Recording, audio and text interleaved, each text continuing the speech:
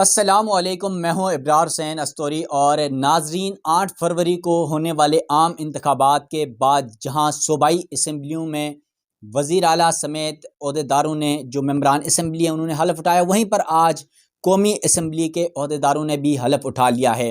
और आज दिलचस्प सूरत हाल उस वक्त पैदा हुई जब देखा इमरान खान के सिपाहियों ने, इमरान खान के पाकिस्तान तहरीक इंसाफ के उम्मीदवारों ने, जो सुन्नी इत्तेहाद कौंसल के साथ अब असम्बली में जा चुके हैं, उनकी जानिब से इमरान खान की तस्वीर के जो बैनर्स हैं वो और मास्क पहनकर वो असम्बली पहुँचे और तमाम सहाफ़ियों की नज़रें उनके ऊपर थी। और फिर देखा हमने कि किस तरह असम्बली के अंदर आज नारे लगे नवाज शरीफ के ख़िलाफ़ और इमरान खान की हिमायत में। तो मेरे साथ सीनियर सहाफ़ी हैं सुप्रीम कोर्ट के राजा बशार साहब। राजा बशार साहब, क्या कहेंगे कि आज असम्बली का पहला इजलास था और दिलचस्प सूरत हाल रही, तमाम मेम्बरान ने दस्तखत किए, अपने ओहदों का हलफ उठाया। तो एक तो ये बताएगा कि क्या ये असम्बली आपको पूरी होती हुई नज़र आ रही है, और दूसरा ये बताएगा कि इमरान खान के बगैर ये असम्बली है और आज जहाँ पर PTV में इमरान खान का नाम और तस्वीर तमाम मीडिया में चलाने की इजाज़त नहीं है, वहाँ पर आज पूरे असम्बली में इमरान खान की तस्वीर, उनके मास्क नज़र आए। क्या क्या तासुरात हैं? बिस्मिल्लाहिर्रहमानिर्रहीम। बहुत शुक्रिया इब्रार। यहाँ पर आपने एक लफ्ज़ इस्तेमाल किया अपने इंट्रो में कि इमरान खान के जो सिपाही, वहाँ से मुझे याद आया कि जो जर्नैल होता है ना, अगर वो वो जंगजू जर्नैल जो वो अगर डिगाल की तरह हो तो उसके सिपाही कभी घबराया नहीं करते। अगर वो मीर जाफ़र सादक की तरह जंगजू जर्नैल हों तो फिर वो उसके सिपाही भी घबरा जाया करते हैं। इमरान खान की मैं आपके उस सवाल का जवाब देने से पहले इस बात पर आता हूँ कि इमरान खान की किताब में ये उसने ज़िक्र किया हुआ है। इमरान खान ने किताब जो अपनी लिखी हुई है, उसमें वो किताब तो उन्होंने इंग्लिश में लिखी थी, लेकिन उसका ट्रांसलेट जो किया था वो किया था उनके दोस्त हारून रशीद ने। हारून रशीद साहब ने भी ये वाक़या मुझे सुनाया था और किताब में भी उन्होंने ज़िक्र किया हुआ है। उन्होंने लिखा ये कि 92 का वर्ल्ड कप हो रहा था, तो हारून रशीद साहब कहते हैं कि मेरा और इमरान का और यूसुफ सल्ली का एक मुश्तरका दोस्त होता था, गोल्डी नाम है उसका। तो उसने इमरान को फ़ोन किया जब वो मैच पाकिस्तान हार गए, सारे मैच हार गए थे ना, शुरू के 4-5 मैच हार गए। जो क्रिकेट एक्सपर्ट है ना, वो ये कह रहे थे पाकिस्तान वर्ल्ड कप से आउट हो गया। वो अगर बारिश ना होती, 1 पॉइंट ना मिलता तो गोल्डी ने फ़ोन किया इमरान को कि आप वर्ल्ड कप हार के आउट हो गए वर्ल्ड कप से, तो आप ऐसा करना कि जब वर्ल्ड कप ख़त्म हो तो आप यूरोप चले जाना, वहाँ 2-3-4 माह छुट्टियाँ गुजार कर जो है ना वो वापस पाकिस्तान में आना। उस वक्त तक अवाम भूल जाएगी और फिर वो तुझे जो है ना वो निशाना नहीं, तो अवाम का गुस्सा ठंडा हो जाएगा। अवाम का गुस्सा ठंडा हो जाएगा। तो इमरान वो गोल्डी कहता है, इमरान ने एक मुझे जवाब जो दिया ना, तो मैं उससे बड़ा परेशान हुआ, हैरान हुआ मैं। उसने कहा, गोल्डी तुम्हें याद हो कि मैं वर्ल्ड कप जीत कर आ रहा हूँ। हालांकि क्रिकेट एक्सपर्ट कह रहे थे पाकिस्तान आउट हो गया, हर बंदे को पता था। इमरान खान की जो बात है ना, वो मियाँ जो अलहाज हमारे, उन्होंने भी उस दिन एक खिताब किया लाहौर में, तो उन्होंने कहा जी कि शिकस्त। मियाँ अलहाज कौन है? मैं आपको बताता हूँ, मैं उनका नाम लेता हूँ। अलहाज जाली मंसूर अलहाज, अलहाज मियाँ नवाज शरीफ, हेवन फील्ड, हाल मकीम रायवंडिया, आज मरे गए हुए हैं वो, ठीक है। उन्होंने कहा था कि हारता वो है जिसे शिकस्त का खौफ हो वो हार जाता है, जो शिकस्त के जिसे खौफ ना हो वो हारता नहीं है। ये इमरान खान के वर्ड से वही उसको लेकर चलते। और आज जो असम्बली में, यहाँ पर हमारे दोस्त कुछ बैठे हुए थे, तो वो कह रहे थे कि असम्बली में ये शोर शराबा नहीं होना चाहिए। असम्बली में शोर शराबा ना हो तो कहाँ शोर शराबा हो। आज इमरान खान की जो टीम है, उसके जो वो हमेशा अपनी इमरान असम्बली को टीम कहता है ना मेरे अबरार साहब। इमरान खान की एक बात, वो हमेशा मेरे पाकिस्तानियों कहता है इमरान खान, कोई और लीडर जो है ना वो मेरे पाकिस्तानियों नहीं कहता। उसकी जो आज सिपाही थे ना, उन्होंने बेहतरीन किरदार अदा किया असम्बली के अंदर। और रहा सवाल आपका कि ये असम्बली चलती हुई नज़र आ रही है या नहीं, ये असम्बली मुझे चलती हुई नज़र नहीं आ रही, इस वजह से कि ये डकैती के जो डाका मार कर आए हैं, ये सीटें जीत कर नहीं आए। ये डाका मार कर जो डकैती का माल होता है ना, उसको जो माल गनीमत समझता है वो ज़्यादा देर उसके पास रहता नहीं है, वो चला जाता है।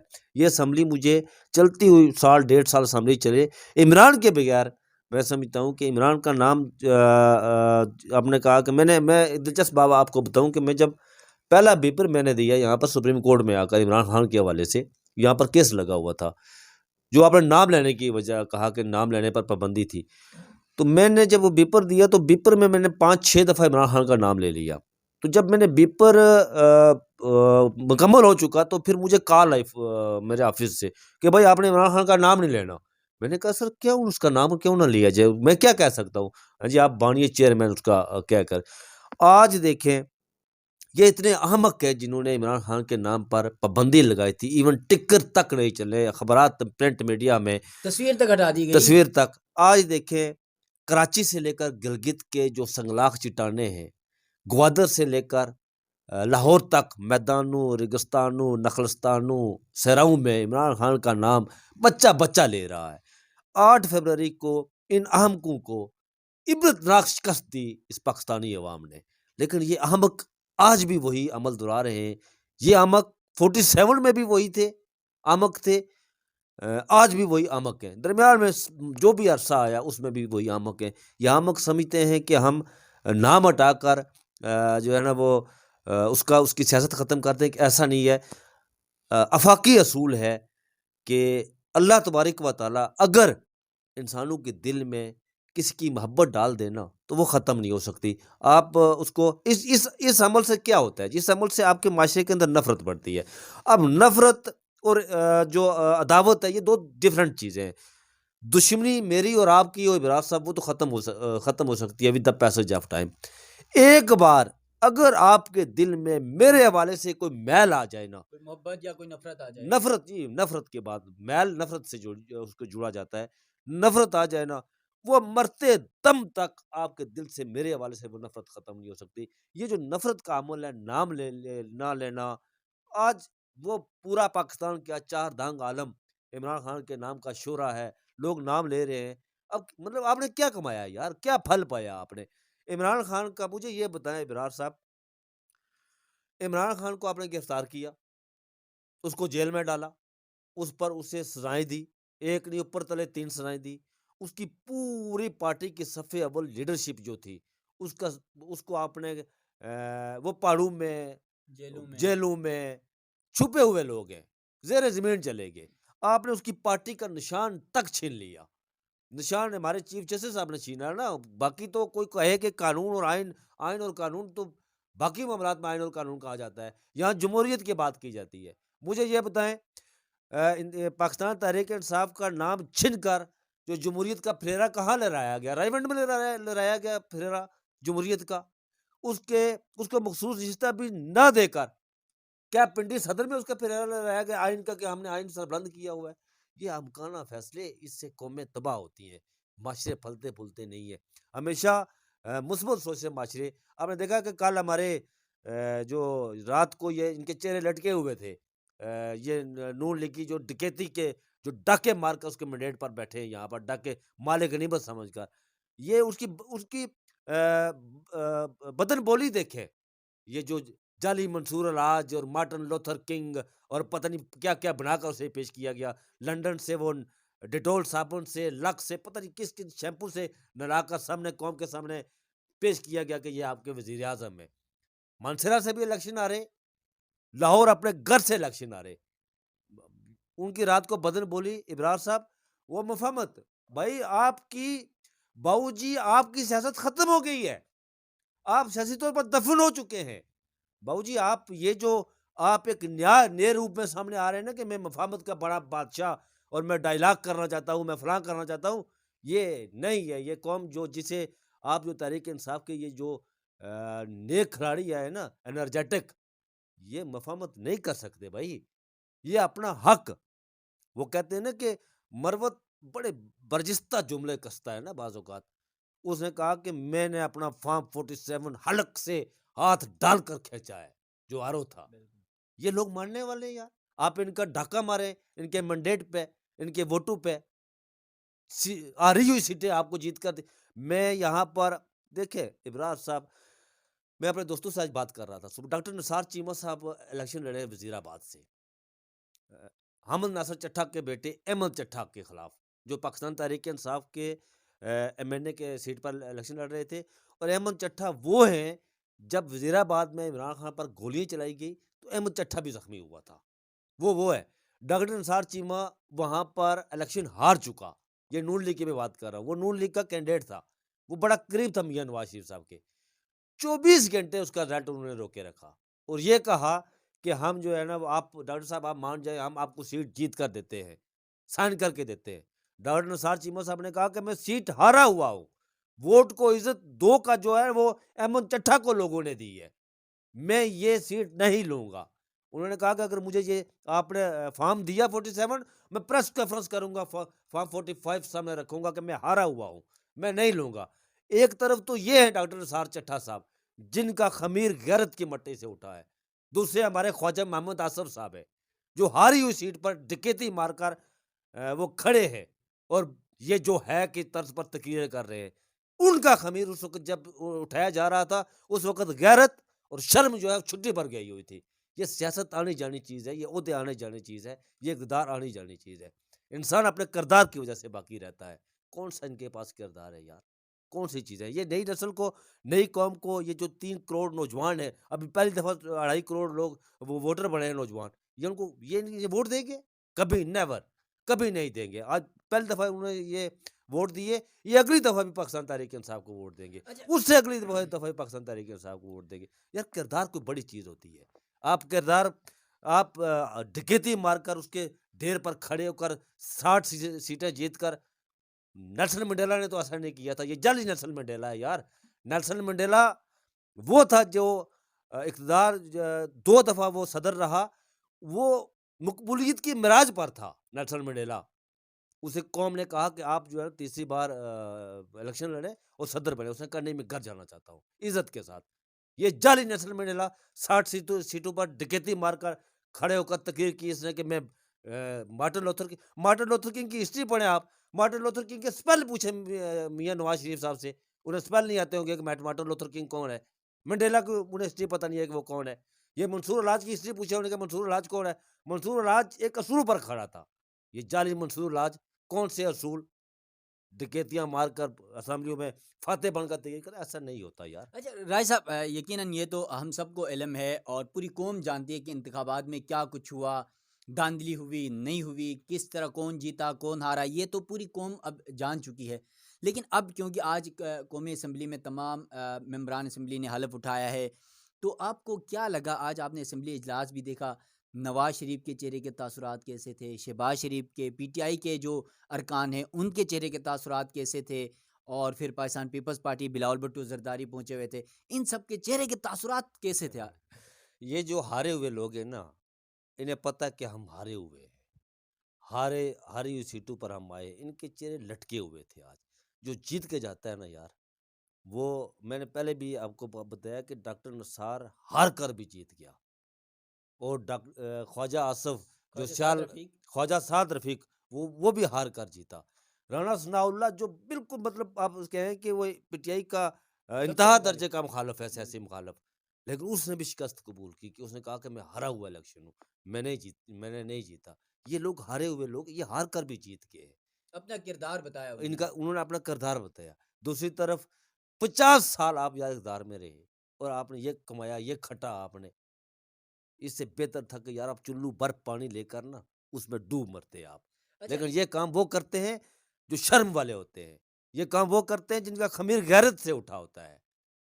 जो बेशर्म होते हैं ना, वो बकौल जो सियालकोट से वो जाली सीट लेकर आया, 2018 में उसने बाजवा को फ़ोन किया, मैं तो हार रहा हूँ जी, मुझे जितवाएँ। और अब की बार पता नहीं किसको कॉल की हो। काल की क्या सामने वो घर पे, यार वो रात को 12 बजे अपना डेरा बंद करके घर चला गया था वो बंदा।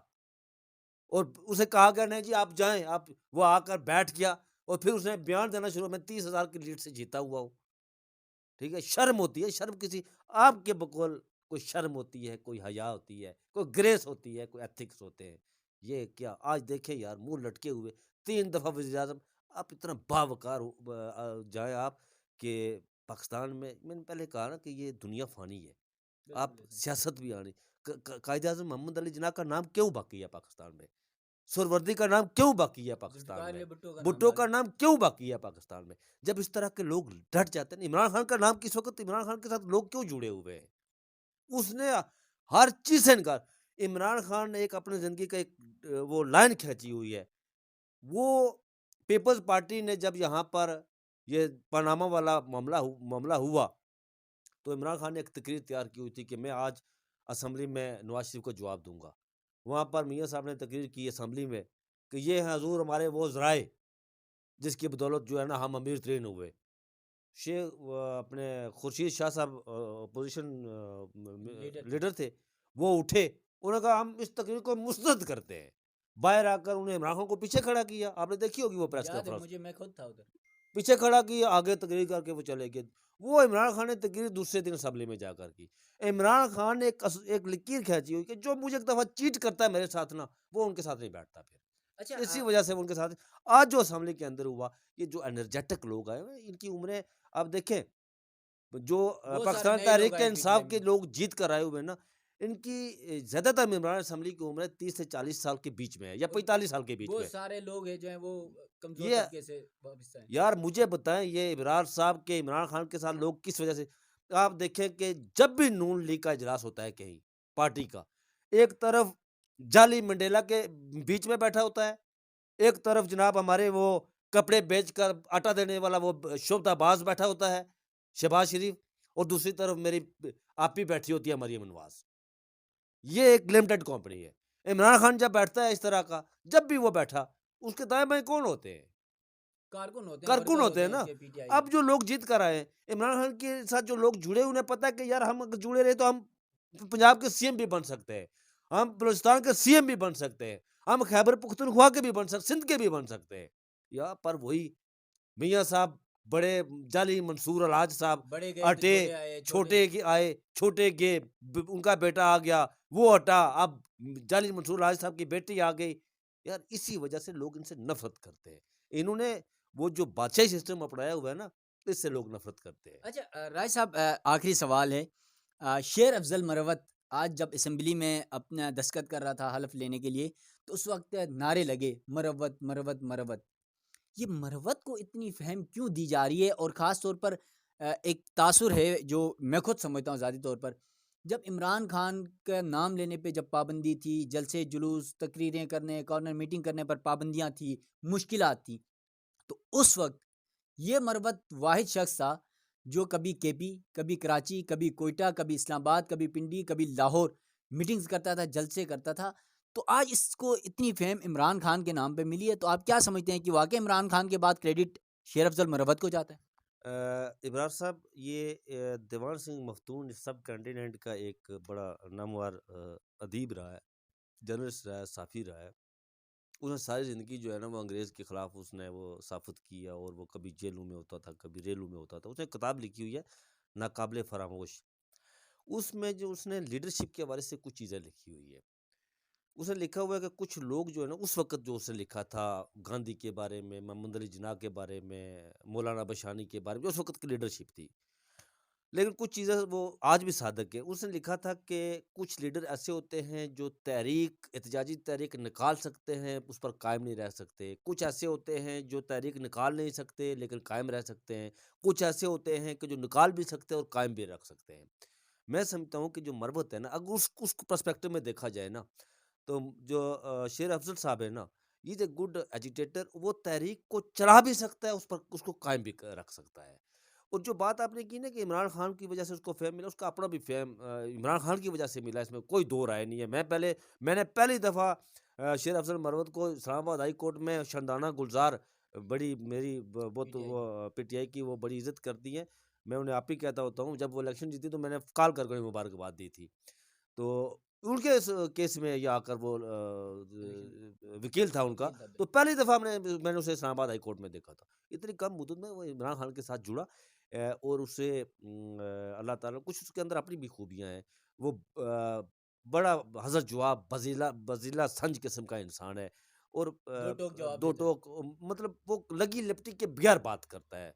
इसकी वजह से वो एक तो एक उसको पॉपुलैरिटी इस वजह से मिली, और दूसरा मैं समझता हूँ कि इमरान खान जो जिस तरह आपने बात की ना कि जब इमरान खान का कोई नाम नहीं लेता था, और जलसे लड़ते थे जुलूस लोग। रिलीज पर पाबंदियां थी, तो वो कराची मतलब पेशावर से लेकर कराची तक, वो इवन लाहौर जाकर उसने खिताब किया, कोयटा वहां पर कोयटा डिपोर्ट किया किया, गया इसको। डिपोर्ट किया गया।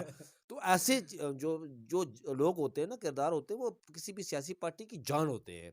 और शेर अफजल मरवत पढ़ा लिखा आदमी है, वो लंदन से भी पढ़ा हुआ है, जज ये रहा है। जज रहा है ये, लेकिन ये एक अलग बात है कि वो जज्बाती बहुत है, और जज्बात की लहर में आकर कभी कुछ बात भी कर जाता है, लेकिन बाद में उसे अदराक होता है कि मैंने बात गलत की है, फिर माफ़ी भी बिल्कुल। वो अपने स्टाइल में कभी एक पप्पी इधर और कभी दूसरी पप्पी, जिस तरह बैरिस्टर बैरिस्टर गौर के साथ ये बैरिस्टर गौहर के साथ किया, वो ऐसे करते हैं। लेकिन मैं समझता हूँ कि ये एक अच्छा इज़ाफ़ा है पाकिस्तान तहरीक। अच्छा, ये जो खैबर पख्तूनख्वा के लोग हैं ना, ये जुमला मैं विस्तार ले रहा हूँ हारून रशीद साहब से माज़रत के साथ, वो बड़े ही मेरे जो है ना मोहब्बत करते हैं मुझसे। वो कहते होते हैं, खानों ने अपना सरदार चुन लिया है। जब खान सरदार चुन लेते हैं ना, ये स्टाइल भी उन्हीं की कॉपी कर रहा हूँ मैं। अच्छा। हाँ, वो जब खान सरदार चुन लेते हैं ना, तो फिर पीछे नहीं हटते। वो जात ये भी कहते हैं, खान इस वक़्त कराची में भी हैं, लाहौर में भी हैं, पिंडी में भी हैं, पेशावर में भी हैं, कोयटा भी है, खानों की बड़ी तादाद बढ़ गई है जनाब।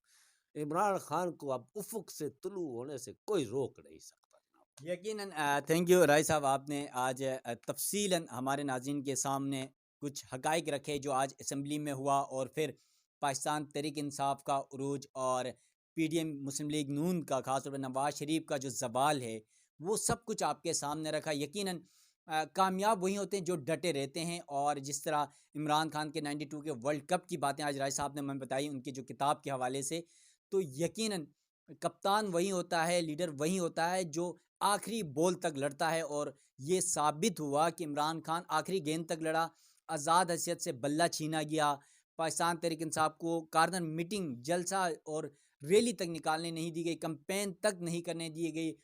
कोई चिमटे में तो कोई बैंगन में तो कोई पता नहीं क्या क्या निशानात के साथ इलेक्शन लड़े, और सबसे ज़्यादा नशिस्तें ली। और आज असम्बली में उन पाकिस्तान तहरीक इंसाफ के अहदेदारों ने हलफ उठाया सुन्नी इत्तेहाद कौंसल में शामिल होकर।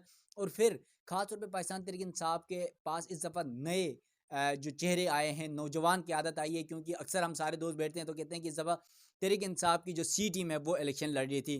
तो आज जो तमाम तर तफसीलात थी वो आपके सामने रखा। इब्रार हुसैन अस्तरी को दीजिएगा इजाज़त। अल्लाह हाफिज़।